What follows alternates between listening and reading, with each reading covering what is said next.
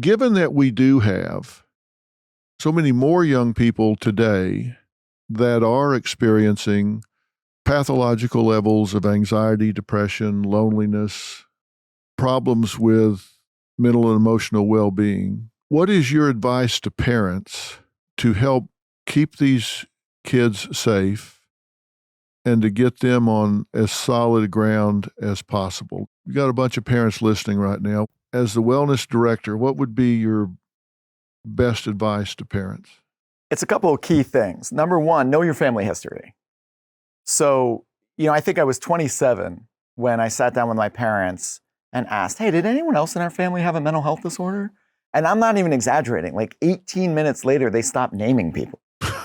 You go, hey, thanks for telling me. You're like, okay, so there's two parts of knowing your family history. One is if you have mental health disorders or addiction in your family, you need to be extra vigilant because that is one of the biggest determining factors of if your kids are going to have it. Yeah. And then after knowing your family history, know more about those disorders so that you can spot them earlier on. So that if you see outbursts in behavior that are persistent as a kid, well, like maybe it's bigger than just that emotional development or that milestone.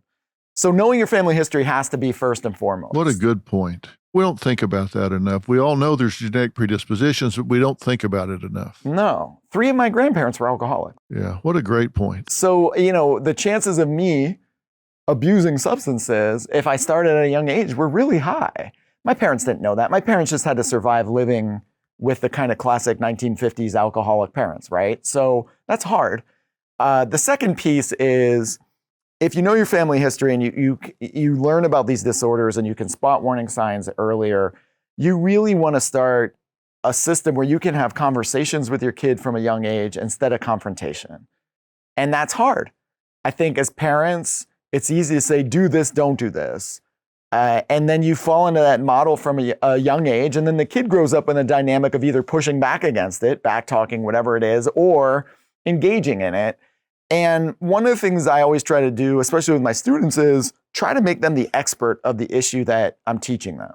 So if we're talking about vaping, instead of starting the lesson with don't vape, I ask them, what do you know about vaping? Who do you know that's vaping? You don't have to name names, but like, what do they do? Why do they vape? What's happening in that system for them? And then, are you vaping?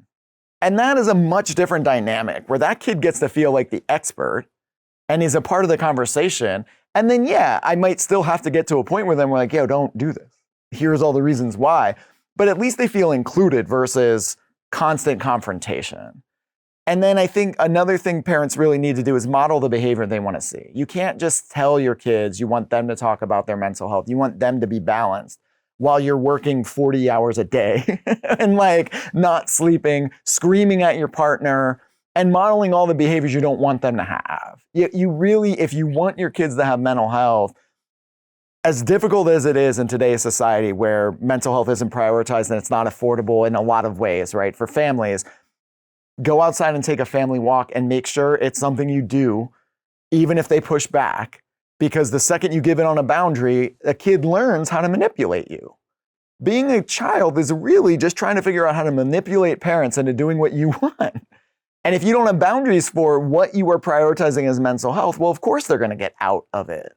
So that's an important piece. The next piece is take care of yourself because no one else is going to. I think, at least in my experience, and I don't have the experience of reaching as many people as you have, but I have spoken to over 2 million people in person. And the amount of parents who are in a dark place, who have a kid who doesn't want to admit they have a problem, who doesn't want to accept it, and is staying up, all hours of the night because they're worried that kid's not going to come home, is a really common situation right now. My dad used to tell this gut-wrenching story where he would say he got to a point where he was convinced that one night it was just going to be the police at the door telling him I was dead. And in those moments, he knew that he had to take care of his mental health. That if he didn't take care of his mental health, much like the oxygen mask on a plane, he wasn't going to be able to give back to me.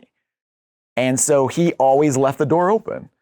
And he had let me know, like, hey, here's what's available to you. I care about you. I love you.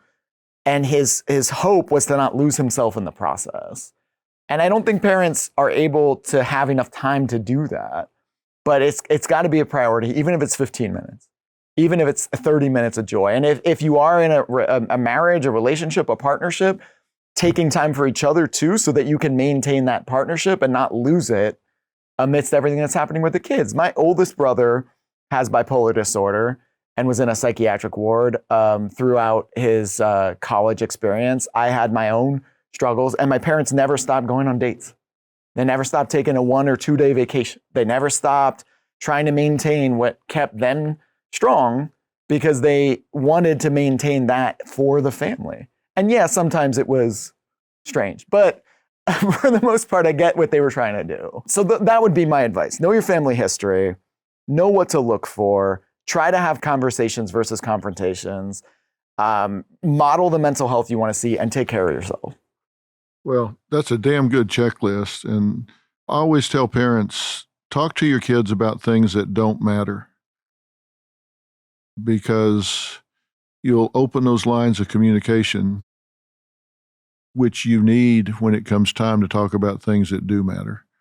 If they can talk about video games or sports or music or whatever, you don't want to talk to your child for the first time when it really counts. Get that line of communication open. And I always use the analogy, it's like when you go to the ER, what's the first thing they do? You hear them on TV all the time say, give me an IV with Ringer's lactate. That's just opening a line, so when you figure out what you do need, you can plug it in. Right. That's what you got to do with your kids communication-wise. Get the line open, and when it comes time to talk about something that matters, you've got an open line. Yeah. And don't be afraid to have those boundaries. Yeah, boy. You know, I think technology and boundaries for parents has really been a struggle, because, you know, if you give the kid that device, you're going to probably get to sleep. Yeah. But the device can't be the parent. Yeah, we don't want electronic babysitters. We used to do it with TVs. Now we're doing it with devices. Yeah. Can't be.